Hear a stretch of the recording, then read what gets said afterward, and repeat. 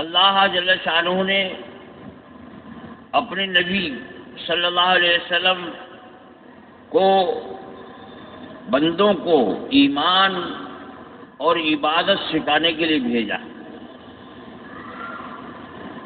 اور سارے بندوں کو سب سے پہلا حکم دیا اقرا، پڑھیے۔ یعنی علم سے یہ بات ظاہر ہوگی کہ عبادت کا داعی کون ہے، عبادت کیا ہے، اس کا طریقہ کیا۔ علم بنیادی چیز ہے، اگر علم نہیں ہے تو گمراہی۔ بغیر علم کے یہود، نصارہ، مشرکین، ہنود عبادت کر رہے ہیں، وہ جہنم کا ایندھن ہے۔ عبادت کے لیے علم نبوی فرض عین ہے۔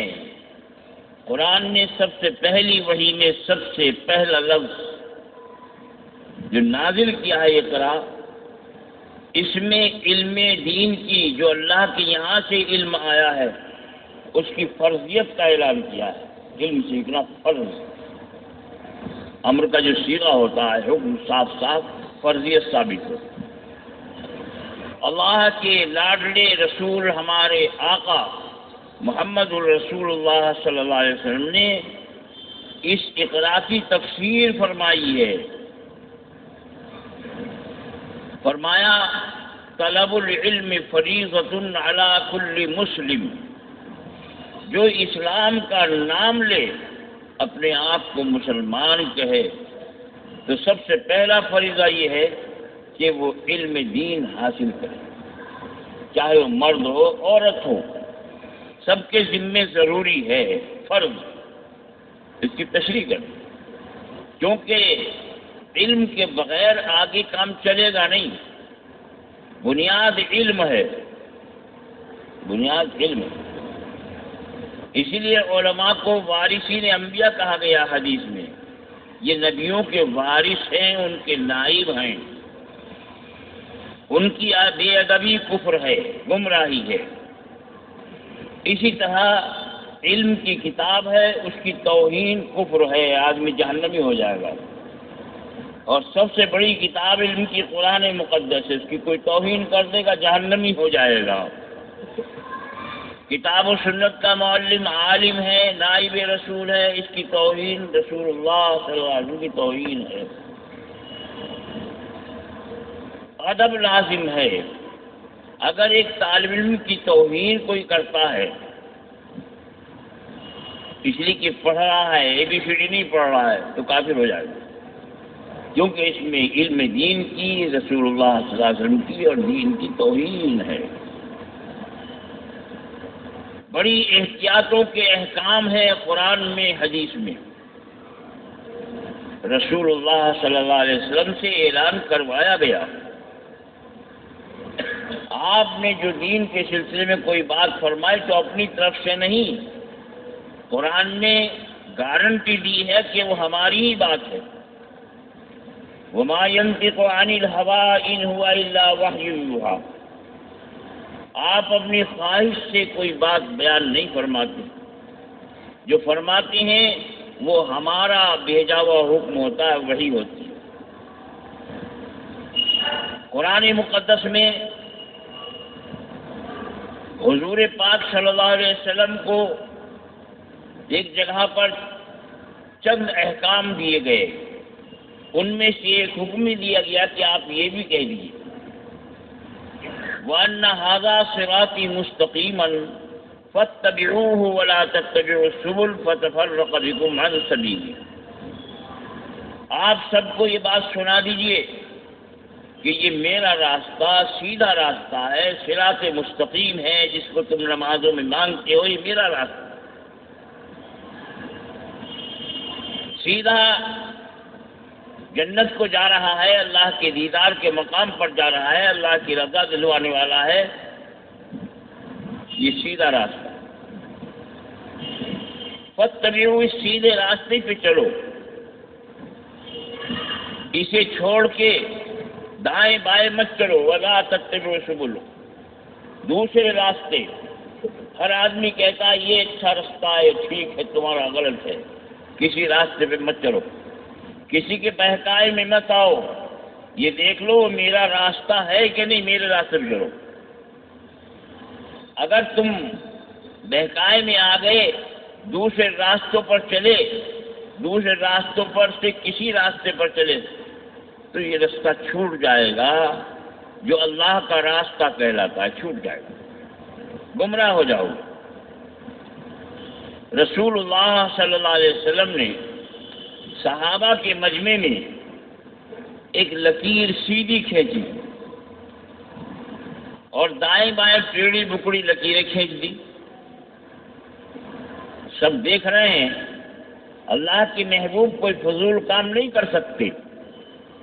اگر ٹہنی پکڑ کے پتے گرا دیے ہیں تو فضول کام نہیں ہے، بتایا کہ نماز سے اس طرح گناہ جڑتے ہیں۔ اللہ والوں کا خاص طور سے جو اللہ والوں کے آقا ہیں ان کا کوئی قول فعل فضول نہیں ہوتا۔ صحابہ متوجہ ہو گئے، کوئی بڑا درس ہے، کوئی بڑا سبق ملنے والا ہے۔ آپ نے اس لکیر پر اپنا مبارک ہاتھ رکھا اور یہ فرمایا وَأَنَّ هَٰذِا، یہ راستہ میرا راستہ، میرا راستہ ہے یہ، فَاتَّبِعُوهُ، اس راستے پہ چلنا۔ اور یہ دانے بائیں شیطان کے راستے ہیں، ہر راستے پر شیطان بیٹھا ہے، ان رستوں پہ مت چلنا، بس اسی راستے پہ چلنا، یہ صراط مستقیم۔ وَأَنَّ هَٰذَا صِرَاطِي مُسْتَقِيمًا، یہ سیدھا راستہ میرا راستہ ہے، صراط مستقیم ہے، جس کو نماز میں اللہ سے مانگتے ہیں، اسی پہ چلنا۔ اور داہنے بائیں جو راستے ہیں ان پہ مت چلنا کہ تم گمراہ ہو جاؤ گے، صحیح راستہ چھوٹ جائے گا۔ ایک آدمی کوئی نیا کام کر کے کہتا صاحب اس میں حرج ہی کیا ہے؟ سب سے بڑا حرج یہ ہے کہ سرکار کا راستہ نہیں ہے، یہ صحابہ جس پہ چل کے گئے وہ نہیں ہے، سب سے بڑا حرج یہ ہے کیونکہ جو حضور کا راستہ صحابہ کا راستہ چھوڑ دے گا وہ جہنم میں جا گرے گا، وہ شیطان کے قبضے میں آ گیا۔ داہنا بایاں راستہ ہر ایک شیطانی راستہ سرکار نے فرما دیا، اسی پہ چلو۔ اب یہ کہہ رہا ہے کہ حرج میں حرج کیا ہے؟ حرج یہی ہے، کوئی زیادہ حرج نہیں ہے، حرج یہی ہے کہ اس راستے کو پکڑ کے جہنم میں چلا جائے گا۔ بتا حرج ہے یا نہیں ہے؟ اور میں نہیں کہہ رہا، سرکار نے فرمایا وَأَنَّ هَٰذَا صِرَاطِي مُسْتَقِيمٌ، یہ میرا راستہ ہے، سیدھا راستہ ہے، صراط مستقیم ہے، جس کو تم نمازوں میں مانگتے ہو، اسی پہ چلو، تاکید فرما دی۔ اور جو دوسرے راستے ہیں دائیں بائیں ان پہ مت چلنا، کیونکہ اصل ہدایت کا راستہ چھوٹ جائے گا۔ اب وہ علم بھی آ گیا اور عبادت کے داعی تک پہنچ گئے، اور داعی نے جو عبادت کا طریقہ بتایا اس کو وہ بھی یاد کر لیا، تو وہ کرتے رہو، اپنی طرف سے کچھ مت بناؤ۔ تو پہلی بنیادی چیز علم ہے۔ اسی لیے اللہ تعالیٰ نے جب آدم علیہ السلام کو پیدا کیا تو نہ روٹی کا دسترخوان بچھایا، نہ جنت میں پہنچایا، نہ بیوی ملی، نہ بچے پیدا ہوئے، بلکہ کیا کیا؟ قرآن کہتا ہے وَعَلَّمَ آدَمَ الْأَسْمَاءَ كُلَّهَا، اللہ نے آدم کو علم سکھایا۔ استاد کون تھا؟ رب العالمین۔ شاگرد کون تھا؟ تمام انسانوں کے ابا، 1,24,000 نبیوں کے ابا، کروڑوں ولیوں کے ابا، کروڑوں مومنوں کے ابا، اور سارے انسانوں کے ابا، یہ طالب علم تھے۔ مدرسہ کہاں تھا؟ یہ زمین تھی مدرسہ۔ سب سے پہلے اللہ نے مدرسہ قائم کر کے علم جاری کیا، کیونکہ بنیادی چیز ہے۔ جو بے وقوف گمراہ لوگ مدرسے کی مخالفت کرتے ہیں یا علم کی مخالفت کرتے ہیں یا علماء کی مخالفت کرتے ہیں، اللہ کے گھر میں بیٹھا ہوا کہہ رہا ہوں جہنم کا انتظار کریں، وہ لوگ جہنم کا انتظار کریں، کیونکہ اللہ کا کہ نظام قائم کیا ہوا، اس سے بغاوت جہنم کی گارنٹی ہے، اس سے بغاوت جہنم کی گارنٹی۔ کہہ دینا بڑا آسان ہے، بہت کچھ کہتے ہیں لوگ جہالت سے، لیکن علم جنت کا راستہ دکھاتا ہے اور جہالت جہنم میں لے جاتی ہے، مسجد سے بھی لے جائے گی، مندر سے بھی لے جائے گی، ہر جگہ سے لے جائے گی، اور علم والا جہاں بھی ہوگا وہاں سے یہ علم جنت میں لے جائے گا، کیونکہ یہ روشنی دی ہوئی اللہ کی ہے اور اللہ کے نبی صلی اللہ علیہ وسلم سے تعلق اور کنیکشن جڑ جاتا ہے۔ اچھی طرح یاد رکھو، زبان پہ لگام لگاؤ، احتیاط رکھو، ورنہ کل پچھتانا پڑے گا، کہو گے کسی نے خبردار نہیں کیا تو میں نے خبردار تو کیا ہے، گواہ رہو میں نے تمہیں خبردار کر دیا۔ اگر کہنے کے بعد قرآن و حدیث کی روشنی میں کسی کو تردد ہو تو قرآن لا اٹھا کر، حدیث بھی یہاں موجود ہے، میں تم کو بتلا دوں، اس بات کا یقین رکھو۔ علم کے بعد عبادت، علم جن جن راستوں سے آیا ہے ان کا ادب کرنا ایمان ہے، اور بے ادبی کفر ہے اور جہنم کا ایندھن بننے کا پیش خیمہ ہے، اس بات کو یاد رکھو۔ نبی کا احترام ضروری ہے تو ان کے نائبین کا احترام بھی ضروری ہے، نبی کا احترام فرض ہے تو صحابہ کی بھی احترام فرض ہے۔ یہ ایک بات چل رہی ہے، میں تنخواہ لیتے ہیں، دین کا کام نہیں ہے، مولوی لوگ تنخواہ لیتے ہیں، ایسا شورما میرے سامنے آئے بتائے کہ تنخواہ کسی نے نہیں لی، سرکار دو عالم صلی اللہ علیہ وسلم کے بعد سب سے افضل صحابہ کے امام، پوری امت کے امام صدیق اکبر نے تنخواہ لی کہ نہیں لی؟ کپڑا بیچنے چل رہی ہے، حضرت عمر نے کہا کہاں جا رہے ہیں؟ کہ بچوں کے لیے روٹی روزی کا انتظام، کہ چلو تو واپس۔ جب خلیفہ بنے ہو اور اس کام میں لگے رہے تو کیا ہوگا خلافت کا؟ صحابہ کو جمع کر کے وظیفہ مقرر کیا، سارے صحابہ کا اجماع، تنخواہ مقرر کی، تو سارے صحابہ کو ایسا آدمی گمراہ بتاتا ہے، صدیق اکبر کو گمراہ بتاتا ہے، جو صحابہ کو صدیق اکبر کو گمراہ بتائے، خدا کی قسم کھا کے کہتا ہوں وہ جہنمی ہے، کتنے بڑا جبہ قبہ پہن رہا ہو۔ لوگوں کو تمیز نہیں ہے، ادب نہیں ہے، جہالت کی وجہ سے، جہالت میں ڈوبے ہیں جو چائے پک دیتے ہیں۔ آؤ، حضرت عمر کا وظیفہ تھا، تنخواہ تھی، حضرت عمر نے انصار و مہاجرین کی تنخواہیں مقرر کی، صاف صاف موجود، تاریخ میں ہی موجود ہے اور حدیث میں موجود ہے۔ حضرت عثمان غنی کے اہل و عیال بیت المال سے پلتے تھے، حضرت علی کرم اللہ وجہ کے اہل و عیال بیت المال سے پلتے تھے۔ تو اگر تنخواہ لینا بری بات ہے، دین کے خلاف ہے، تو اب جہنمی ہونے کے لیے بات کافی ہے۔ ہاں، پھر تو دین کے خلاف صدیق اکبر، فاروق اعظم، علی مرتضیٰ، عثمان غنی سارے ہو گئے۔ سوچو کیا کہہ رہے ہو، گمراہی میں پھنس رہے ہو، جہنم کا ایندھن بن رہے ہو۔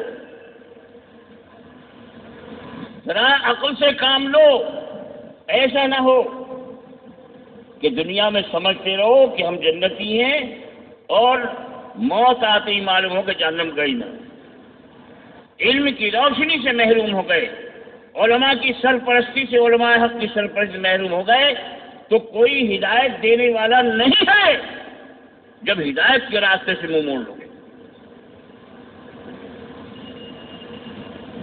علم بنیادی چیز، اور جب علم کی روشنی میں اللہ سے تعلق قائم ہوا، وہ معبود ہے، ہم بندے ہیں، ایک اکیلا ہے، کوئی اس کا شریک و سہیم نہیں ہے، اس کی ذات و صفات میں، اس کے ملک میں، اس کے اختیار میں کوئی شریک نہیں ہے، توحید آ گئی۔ ابھی برا کہے گا، تیرے برا کہنے سے برے نہیں ہو جائیں گے، اور تو نعت پڑھتا رہے گا ہمارے لیے بھلائی بھی، تو بھلے نہ ہو جائیں گے۔ یہ سب مسئلہ اللہ کے ہاتھ ہے اور کسی کے ہاتھ میں نہیں ہے، اور کسی کے ہاتھ میں نہیں ہے، ان کا یقین نہیں۔ چلتے رہو، کرتے رہو، ڈرتے رہو۔ نماز، روزہ، حج، زکوٰۃ، یہ دین کے ارکان ہیں، 5 ارکان، ایک ایمان اور 4 دین۔ اور بھی دین کے فرائض ہیں جو پورے دین میں پھیلے پڑے ہیں، کہاں معلوم ہوگا، کہاں سے حاصل ہوں گے؟ اس کے لیے مدارس اللہ نے قائم کروائے۔ یہ نہیں کہ اس زمانے کے ملاؤں نے روٹی کی وجہ سے کر لیے۔ صفہ کس نے قائم کیا تھا؟ مدرسہ صفہ، جو حاجی لوگ مدینہ منورہ میں روضہ اقدس کے پیچھے چبوترا دیکھتے ہیں، وہ مدرسہ ہے حضور پاک صلی اللہ علیہ وسلم۔ 70، 80، 100، 200 طالب علم ہمارے تھے۔ کھانے کا انتظام کہاں سے ہوگا؟ مدینے والے کرتے تھے، کھجور والے کھجور، دودھ والے دودھ، روٹی والے روٹی پہنچاتے تھے۔ جیسے آج کا نظام ہے وہ کل ہی والا نظام ہے۔ آج صورت تھوڑی سی بدل گئی، آپ کے یہاں کھجوریں نہیں، روٹی ہے۔ وہ نظام جو سرکار نے قائم کیا تھا پوری امت کی تعلیم کے لیے، علماء نے اس کو پکڑا۔ جب سرکار تشریف لے گئے دنیا سے تو 12 مدرسے مدینہ منورہ میں، اور ہر گھر مکتب تھا علم دین کا۔ آدمی کو معلوم نہ تو کیا کریں، جہالت سے بکتا رہے کہ یہ مدرسے ملاؤں کے بنائے ہوئے، نہیں، ان کے آقا کا بنایا ہوا۔ پھر جہاں جہاں اسلام گیا وہاں مدارس قائم ہوئے، ایک نظام چلا، یہاں تک کہ ہم تک علم اور ایمان اور عمل پہنچ گیا ان کے ذریعے۔ اگر یہ نہ ہوتے کوئی بھی نہ ہوتا، اگر یہ نہ ہوتے تو غوث اعظم کہاں سے آ جاتے، مجدد الفسانی کہاں سے آ جاتے، شاہ نظام الدین کہاں سے آ جاتے، بختیار کاکی رحمۃ اللہ کہاں سے آ جاتے، اور صابر کلیری کہاں سے آ جاتے، اور مولانا نانوتوی کہاں سے آ جاتے، حکیم الامت کہاں سے آ جاتے، امام غزالی کہاں ملتے، اور یہ بڑے بڑے اساتین کہاں سے ملتے، یہیں سے ملتے۔ مولانا الیاس جنہوں نے دنیا کو پیغام پہنچا دیا اللہ کا، وہ کہاں سے آئے؟ مدرسے سے آئے۔ مولانا اسحاق مدرسے سے آئے، کہیں اور سے نہیں آئے۔ یہ جتنے حضرات ہیں جن سے دین کا کام لیا گیا ہے، یہ کہاں سے آئے؟ اگر ایک بتا دو کو مدرسے کے علاوہ سے آیا تو بتاؤ، کارن سے بتاؤ۔ ایک بھی اور کہیں سے نہیں آیا، اور جہاں سے آئے اس کی بے ادبی کرو گے تو پھر یاد رکھو خمیازہ بھگتنا پڑے گا۔ اب توبہ کر لو اس سے پہلے کہ توبہ کا وقت جاتا رہے۔ توبہ علماء سے بودھ اور دوری اختیار کرو گے، بددینی آ جائے گی، گمراہی آ جائے گی۔ اور یہ اللہ سے دور ہو گئے تو تم سے نسبت رسول چھن جائے گی۔ اور مدارس جو بیت الرسول کہلاتے ہیں، حدیث میں بیت اللہ بھی کہا گیا، بیت الرسول۔ بیت الرسول، رسول اللہ گھر سے نفرت ہوگی تو ابو جہل کی گھر سے محبت ہو جائے گی۔ جہاں وہ جائے گا وہیں جانا، بہت آرام کے ساتھ وہیں پہنچ جانا جہاں ابو جہل جائے گا۔